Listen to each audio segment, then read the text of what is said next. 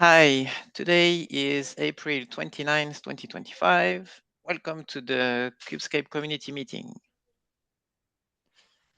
Let's share the agenda.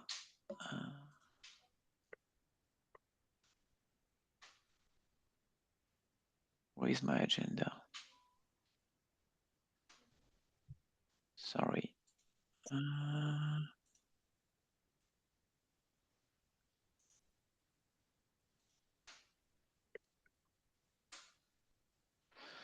All right.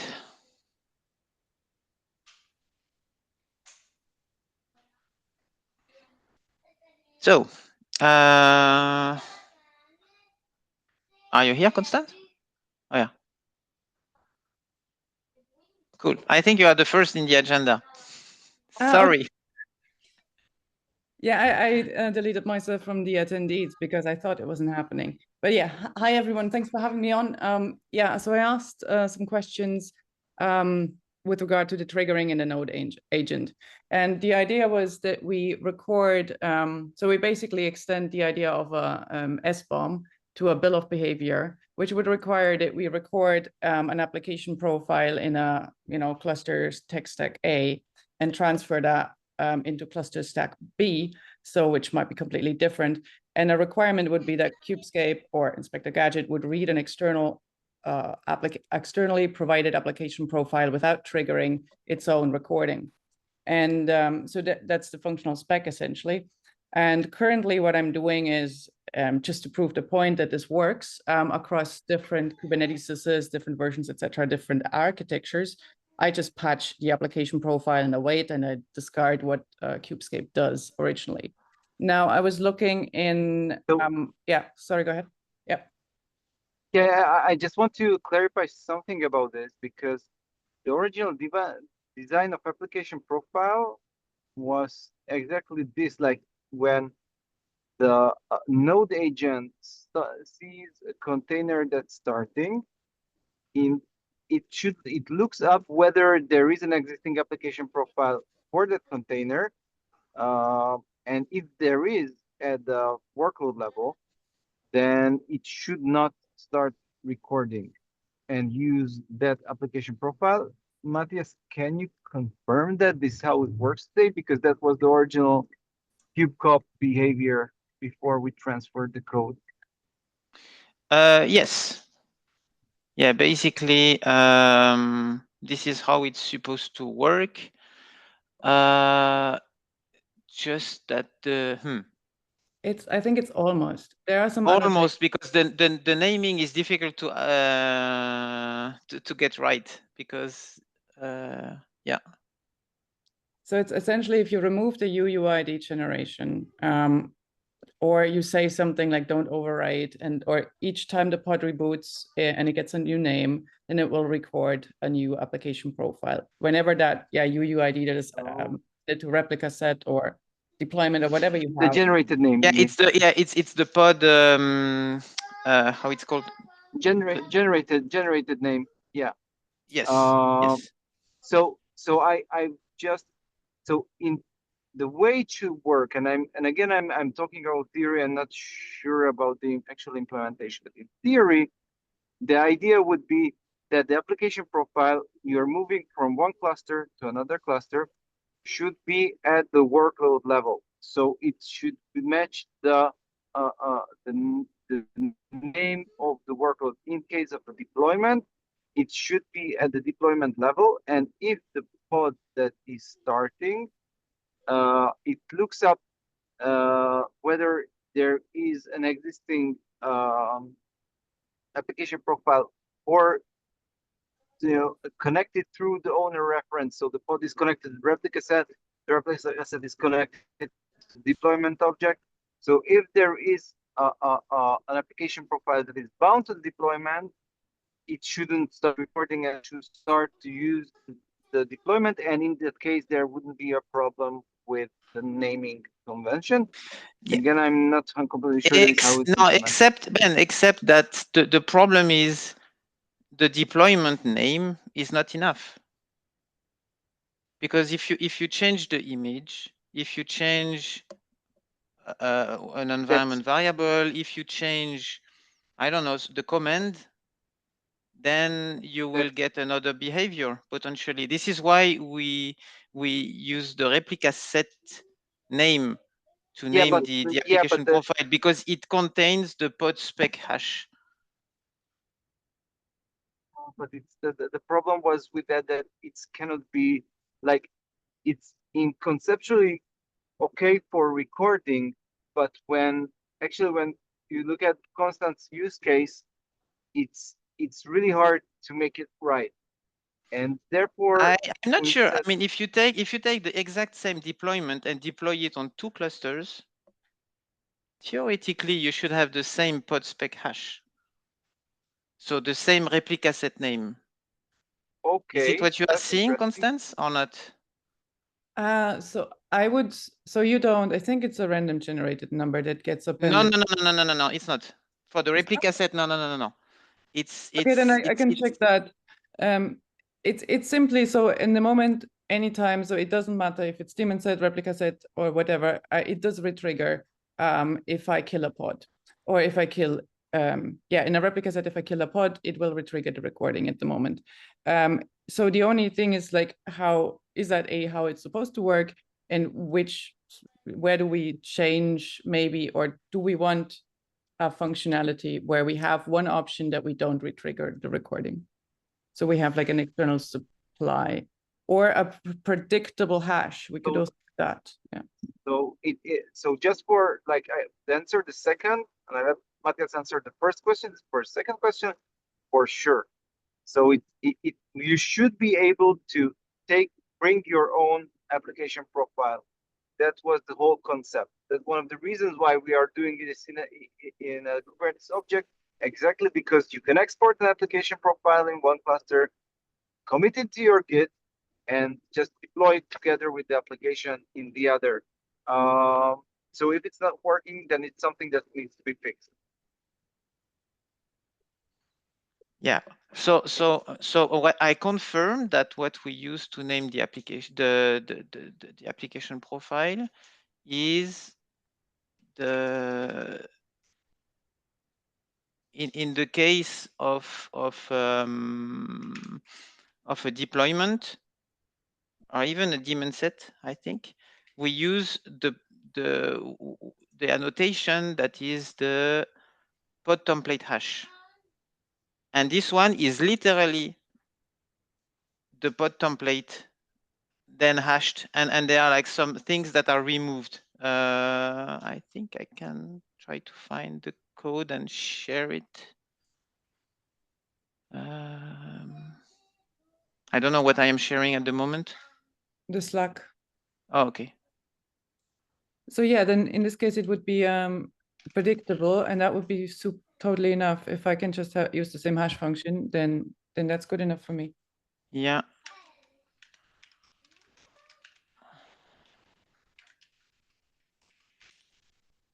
I later today I will try to recreate this scenario, because I know for sure that once like I don't know, when we start to develop this whole feature, we even have a component test that in the early phases that was covering this use case.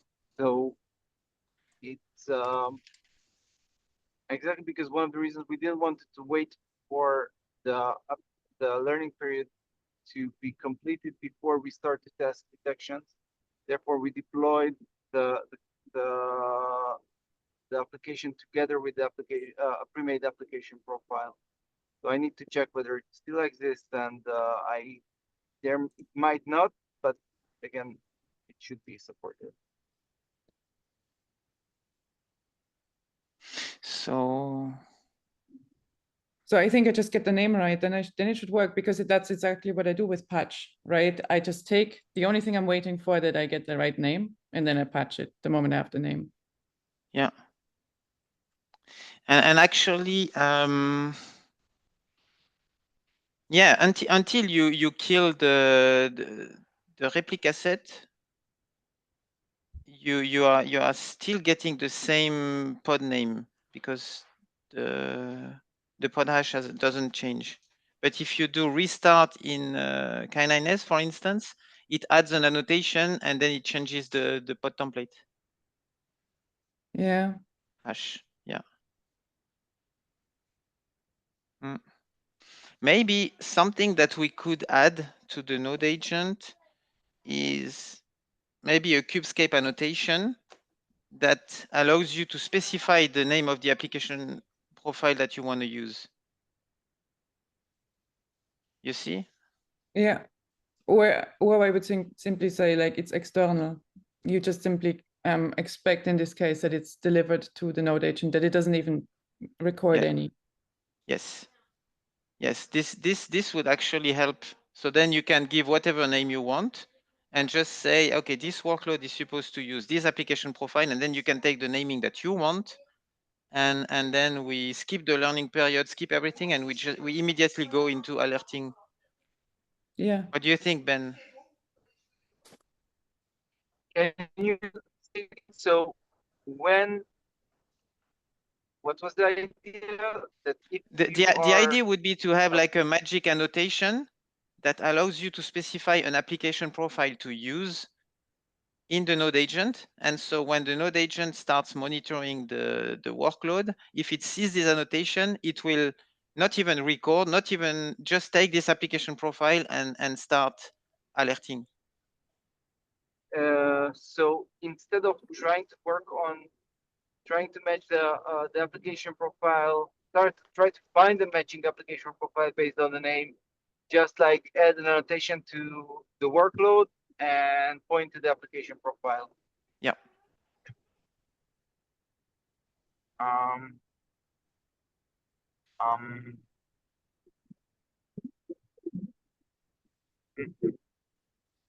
trying to think of how to does it. So why do we need that? Like if we are, so I don't really mind creating this option, but I, as a like some kind of fallback or testing mechanism, but in general, we should be able to match the application profile based on the names.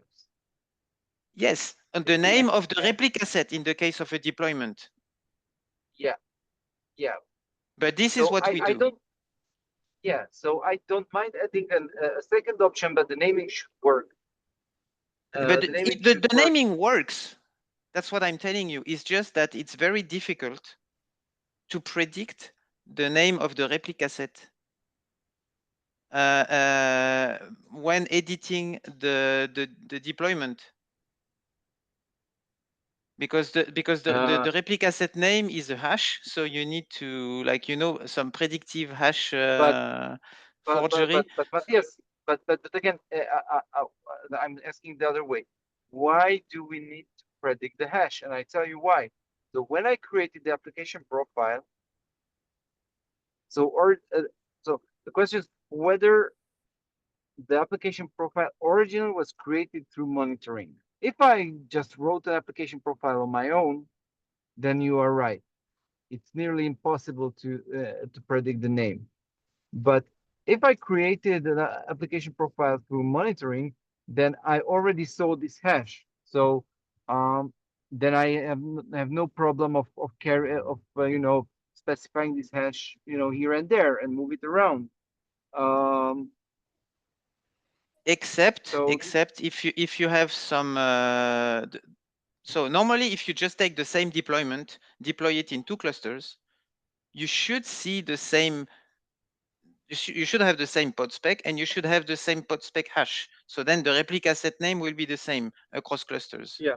But if you have Yeah. some webhooks, you know, that adds an annotation or adds a sidecar or adds, I don't know, anything that modifies the pod spec, then you would get a different name, and then it's nearly impossible to predict. But then again, okay, but like think about that. Then this application profile is not relevant for the other. Like think about it. I'm going to a cluster that is using Istio that injects a sidecar, and therefore the application profile contains a pod spec that has a hash and has an application profile that reflects the Istio sidecar.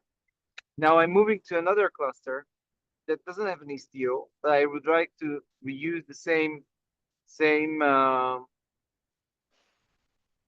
replica, the same application profile. That in this case, this application profile wouldn't be relevant because Well, it would be to a point, right?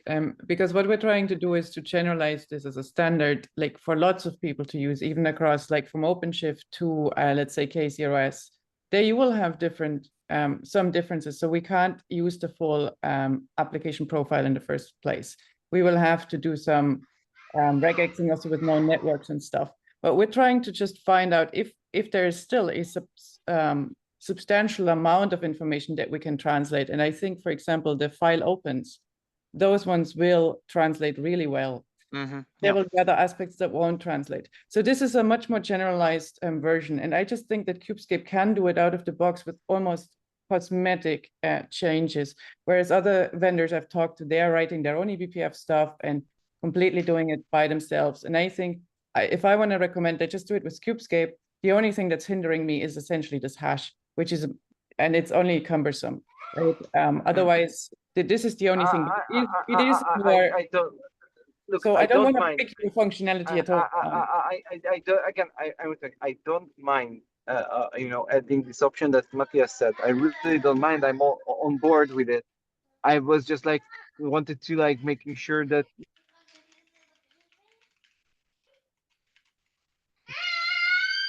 Sorry. that, that we understand. So that was my point. Absolutely, and I think this in the same cluster is very, very useful. I mean, this is what I'm saying. It is a different functional use case, right? Because we have to discard some stuff anyway that is too specific. So it is more, generalized. Yeah, I don't mind, and Matthias, practically it should be like a very, very simple change in the node agent to look at I agree. I agree. It's and then adding some tests.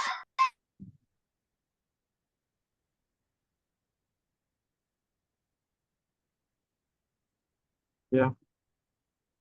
Yeah. No, I think it's definitely doable. So yeah. I will try to implement something soon so that Constance can try and give some feedback. Yeah, okay. I'm happy to test. I'm not stressed. I mean, I can manually patch it for now. So I'm covering lots of different Kuberneteses just to make sure that what's inside the profile, that part is actually legit. That we can say this actually does translate across a lot of different versions and architectures and stuff. Yeah. So thank you. Super cool. Awesome. Cool. You're welcome. And your K0s now works, right? Yes. And I've drafted a PR to Gadget with that. I'll finish it on the weekend. Okay, awesome. Cool. So they will be happy to have like a new contributor, or maybe you contributed there already. No, I don't ever contribute publicly. I'm too all over the place. I don't usually write. Okay, cool. But anyway, I will let you do the PR and cool. Thanks for that. Oshrat, I think it's your turn. Yeah, it's really short. I engaged with Matis or Matias? Matis? How do you met him yesterday in person? You know how he pronounced it the same way as me, Matthias. Oh, really, Matias? Really? Yeah, okay. yeah. Okay, so I engaged with Matias. I got a copy of the draft blog post that he was working on, and kind of put aside because it wasn't going anywhere. I proposed a rewrite or submit it, and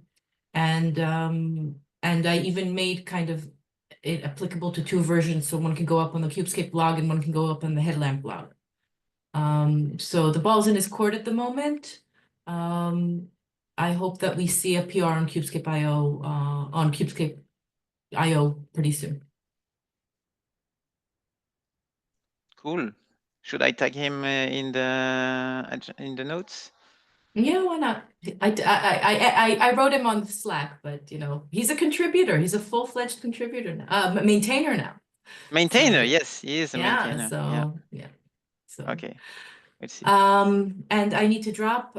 It was great seeing you all. And we'll see you again in 2 weeks. Cool. Goodbye, Yoshrat. All right. So draft blog post ready for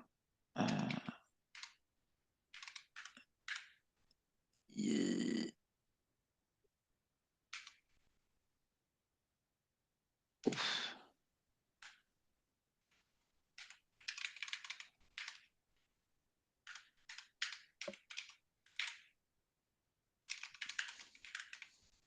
Cool. So now let's move to the triage. All right.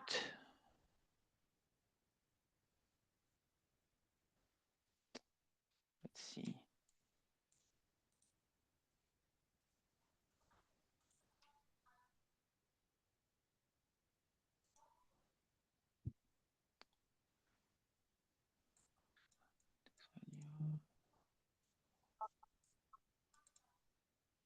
Okay.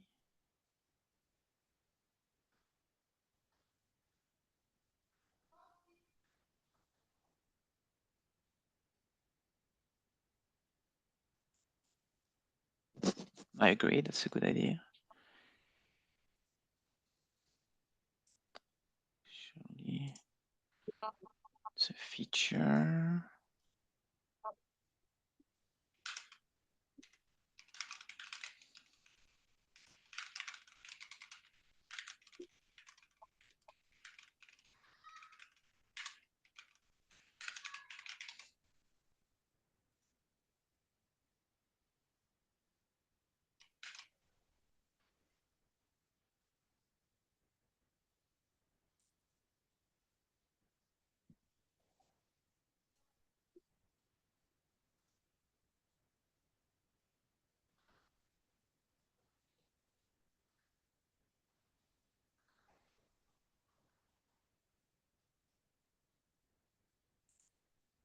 Yes, I don't see the screen. So I'm driving, so if you need Oh, mine. okay. Yeah, please yeah. tell me. Maybe that's for you, Ben. So that's this one is like an issue from Matthias. Looks like we don't scan for roll and roll bindings in the operator scans. Strange. But Right. it's with the continuous scan feature, so maybe we have to look at. Amir. Maybe the watcher is missing something with the watcher. No, I don't know. I will just like tag you there. Maybe we should check the.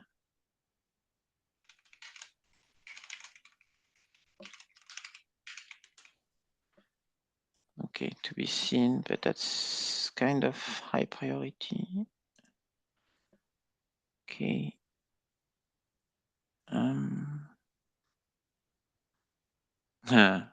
Exceptions. So another one from Mathis.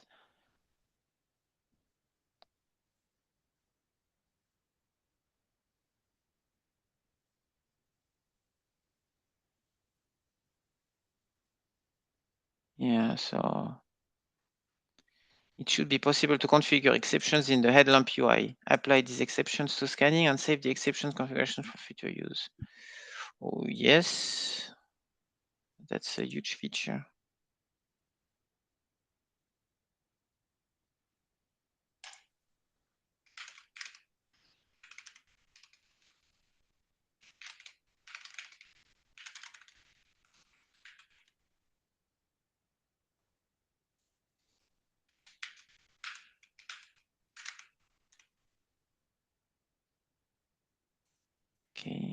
will keep this one.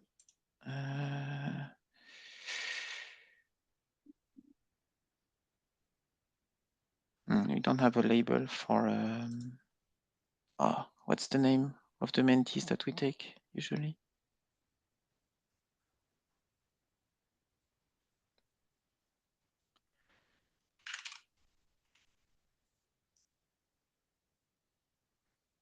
Okay.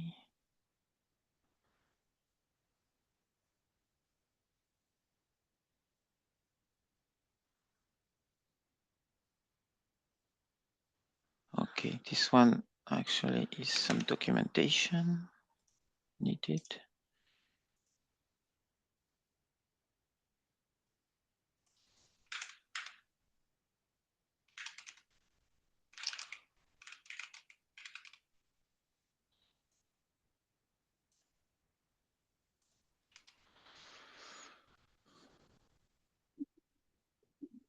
So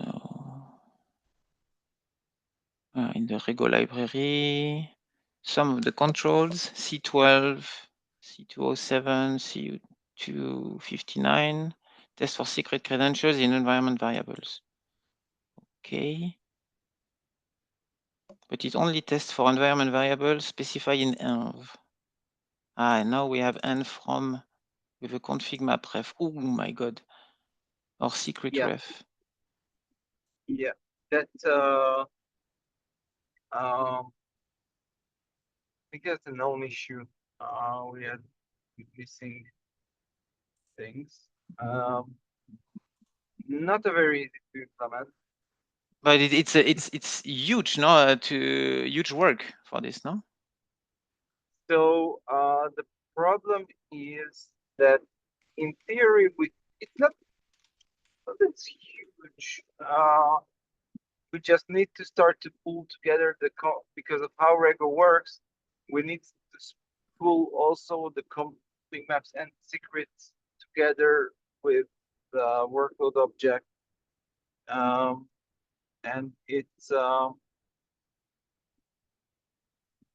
It's not simple. It's not super hard, but it's like a few days of work still. Yeah. It's something that like requires some investment on their end. It's really bad that it's not there. The problem is also as well. Yeah, no, I taking that back. Yeah, it's a very few days of work. Still. Yeah. It requires attention and so on. Assign it to And me. do we need actually the same issue is for the CEL, I guess, no? Yeah, yeah. You have but in the case of the CL, it's much bigger problem because at least in Kubescape we can control what objects are going into Rego. In CL, we are not aware of, like, we cannot pull a config map object into the evaluation. So CL by definition cannot support this as of now. But CEL works on the admission YAML, no? So maybe it's already the environment is already filled resolved. Yeah. No, I think it's resolved at the level of the kubelet. Shit. I don't think it's not resolved within. It's the same as the config map mount. I don't think that what you're saying that actually who's practically resolving this is the there has to be like a mutating webhook that replaces. But it will make sense because then in case you would need to do it in the time of the admission and it would be valid for the time of the admission only. And if you're changing the config map later and want to recreate the pod, you would be still stuck with the old values. Oh, so, yeah. But it doesn't really make sense. That's hard. Okay. It's not resolved. In the CL, it cannot be supported. Mm-hmm. I really hope that one time CL will support access to Kubernetes API objects, but it's also somewhat complex because you need to bake it into the policy binding object if you want to refer to some kind of Kubernetes object, but you cannot refer to Kubernetes object from within the CL itself, code itself. You need to define ahead of time that I want a specific object. And you cannot pull config maps and secrets like this. Mm-hmm. Whoa. I don't know what. So there is like another issue I don't understand. So an issue in kubevern from KFox, whoever it is. There is several hard problems that have been tried to be solved independently that may be solvable with a better architecture. Whoa. Software storing images that are built with pipelines have issues cleaning up images. How do I know if an image is unused? What? There is a need to scan Kubernetes clusters for which images are in use. That could feed back to registries to say, don't delete this one yet, it's still in use. There's also need to build SBOM when not previously generated by the build pipelines. What? Maybe he's talking about the registry scanning. So I he don't said know. separate. No. Or maybe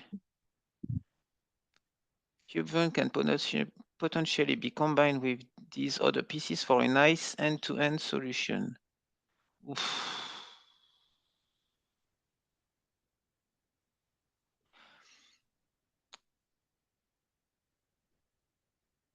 You want I to don't ask know. him for more inputs? Yeah. I don't know. That's like a wishful thinking. But Because like I don't know like how. So in case that these workload images are used by containers within the cluster, then he wouldn't need registry scanning because we are reflecting scanning the SBOMs and vulnerabilities in the same cluster. But then if he's using registry scanning, then how would Kubescape know that where this is being run? I mean, I just don't fully understand. yeah, but I think he's like also maybe he wants. So at the end of the issue, he says like he bumped into a project called dependencytrack.org that can handle some of the later use case. Check which CVEs are used, but it doesn't seem too well integrated with the scanners in Kubernetes. Yeah. So maybe you remember when we added the what's the name? The Vex? Yeah. Did we actually do a GitHub action that starts a cluster and runs some tests to learn Vex data and I think we did, like at least for slideware, we did such. I need to look up. I'm pretty sure we did somewhere. Yeah. We need to look in the GitHub, like for examples. Totally makes sense. For sure, we made this for application profiles and for neighbors. I think I've also collected the Vex there. So if you look at, there is a demo, maybe under my user, there is a repo of cn-demo something. And I think there is an example. GoVex? No. No, it's not this. No, look for cn-. CL. No, not CL. CN like network or CN continuous security demo. I think so. I think it contains vex generation as well. If not, How to create policy objects from application behavior with ease. Yeah, and then you have some. Yeah, create minikube, deploy Kubescape, create network policies, create seccomp profiles. Yeah, but it's not like a GitHub action. don't see that. I think but again, it's not a GitHub maybe it's not a full-fledged GitHub action, but it should be like super easy to convert it to GitHub action. Let me see. Create network policies, blah blah blah. Hipster, you install the hipster shop, then you check the deployments. You sleep. I need to think about it, Matthias, because I so like I have it in my memory somewhere that we did try to do this idea that someone. Oh, I know. Sorry, now I remembered. So do you remember Shlomo? Yeah. We did this. We did vex generation in GitHub Action. We did a presentation either at KubeCon or Cloud Native SecurityCon. We did a presentation about how to generate. It should be under the Kubescape repo. Sorry, Kubescape organization. You should see the repo about look for GitHub action. Okay. The name. Yeah.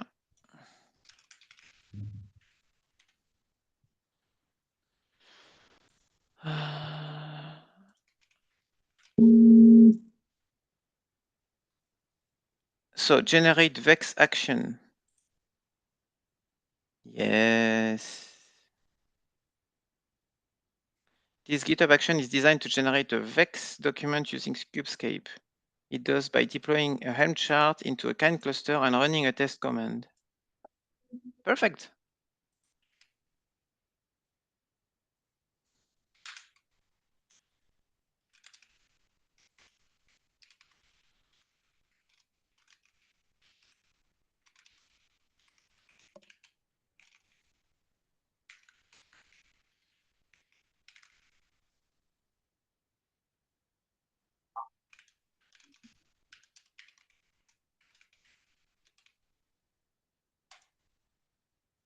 Okay, cool. Thanks.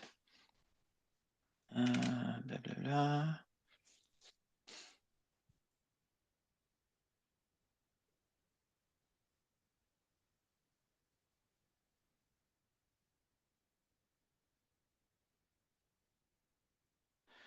This one I can answer. Like it's someone asked why the scheduler is based on a backend or not. Because normally when there is no backend, you do the continuous scanning.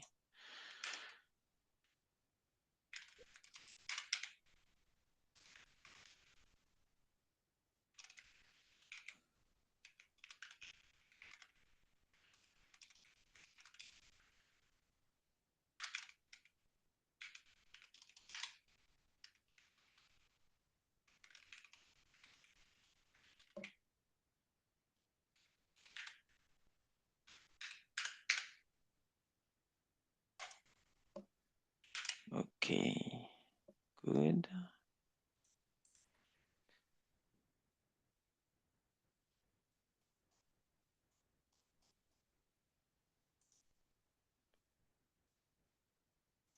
And now the pull requests.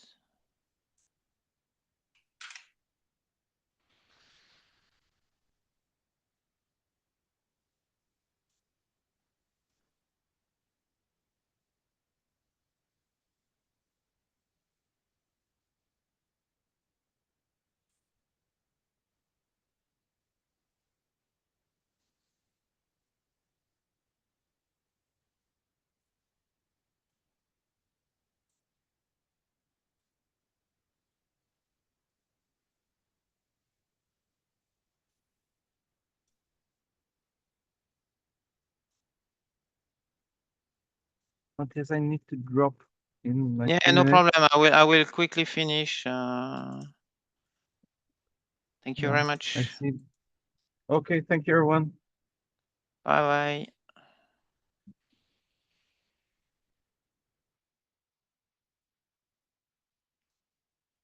Okay.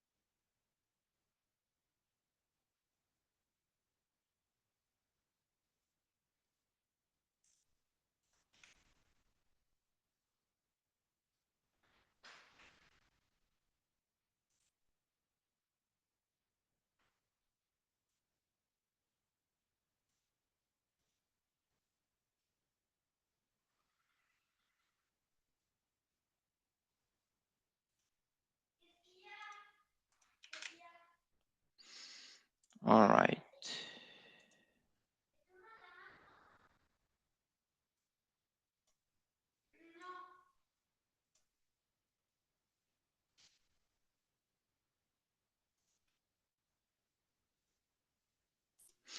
I think that's it for the moment. So see you in 2 weeks. Bye bye.